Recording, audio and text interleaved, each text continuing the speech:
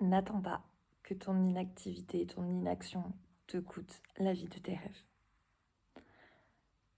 Aujourd'hui, j'ai envie de te parler de ça. J'ai d'ailleurs fait un post à ce sujet. Mais beaucoup de personnes se posent souvent les questions de est-ce que je devrais faire ça? Est-ce que je prends la bonne décision? Quelles vont être les conséquences de ça? Et vont peut-être faire un pas, une action dans une direction, puis après tout remettre en question, se poser 1000 questions. Est-ce que je fais le bon choix? Oh là là, et si j'avais fait ça? Est-ce que je ne suis pas passée à autre chose? Et on peut rester dans un état d'inertie, à ne pas avancer ou à avancer, faire marche arrière, ou rester là, dans ce qu'on connaît.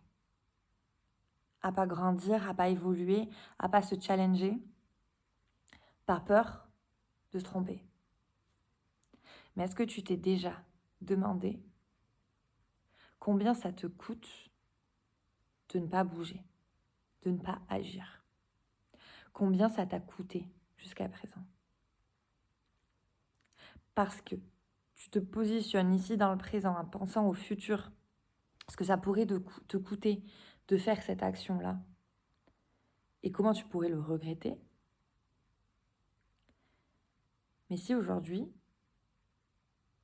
dans le présent, tu regardes en arrière et tu observes ce que ça t'a coûté de ne pas faire ces actions.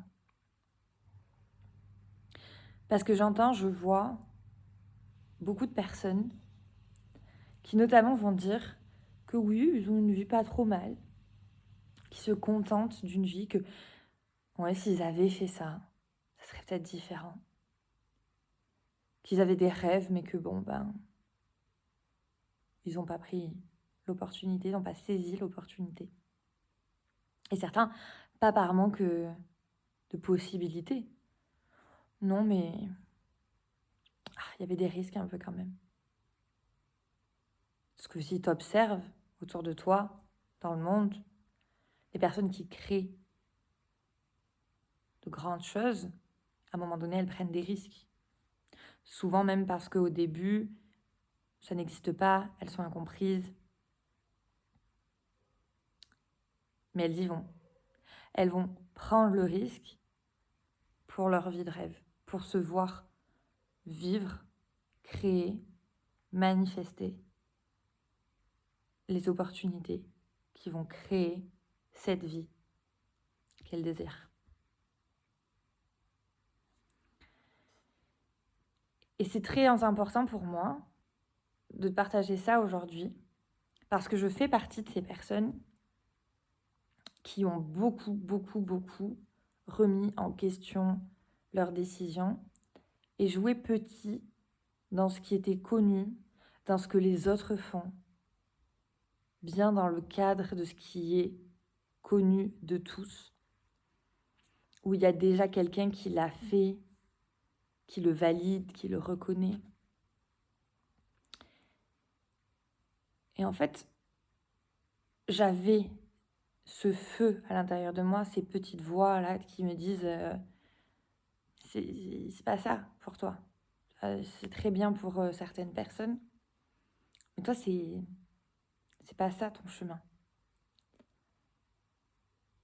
Et si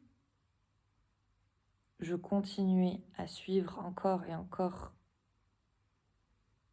ce qui est raisonnable et logique, et que je ne passais pas à l'action, que je ne prenais pas le risque de couper avec ça pour tester. Et puis si ça fonctionne pas, ça sera une information. J'ai quelque chose à adapter. J'ai quelque chose à changer.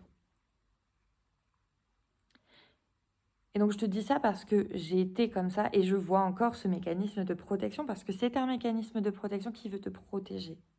Parce qu'encore une fois, le système ne veut pas ton bonheur, il veut ta survie. Et donc te maintenir dans quelque chose que tu connais.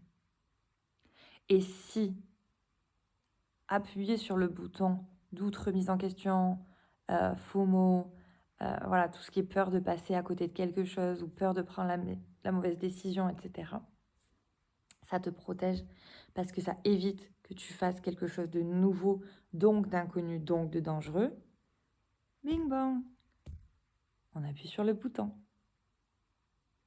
Et comme ça, tu vas rentrer dans la roue du hamster mental qui tourne en rond et qui boucle.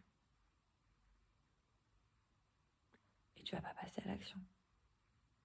Au moins comme ça, tu prendras pas de risque. Et tu te trouveras bien évidemment une excuse parce que tu as besoin d'avoir raison pour toi, ton cerveau a besoin d'avoir raison pour toi, que c'était la meilleure décision.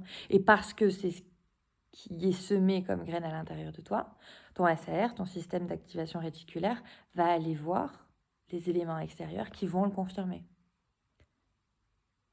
Que ce soit les signes, les rencontres avec les personnes, et comme dans ton énergie, ta posture, tu vas être là, genre c'est le bon choix, les personnes vont te le confirmer. C'était le bon choix.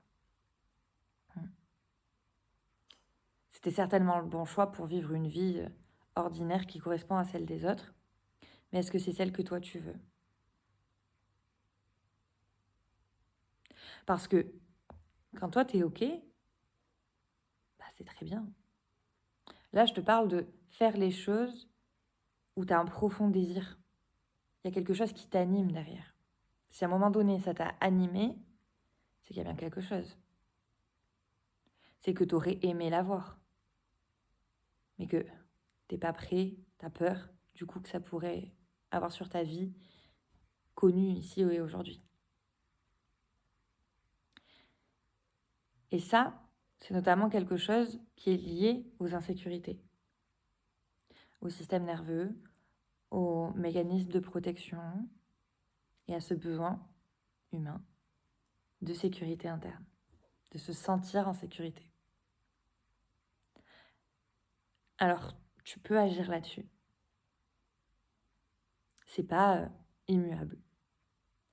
Tu as la possibilité, que ce soit avec un thérapeute, différents types d'accompagnement, même tes relations amicales, professionnelles, sentimentales. Tu as la possibilité de faire évoluer ça. Dans le lien à l'autre, l'histoire peut être réécrite. Plus tu gagnes en sécurité, plus il sera facile pour toi de passer à l'action et réaliser tes rêves. Pour que plus jamais tu sois assis dans ton canapé à te dire « Ah, si j'avais fait ça ».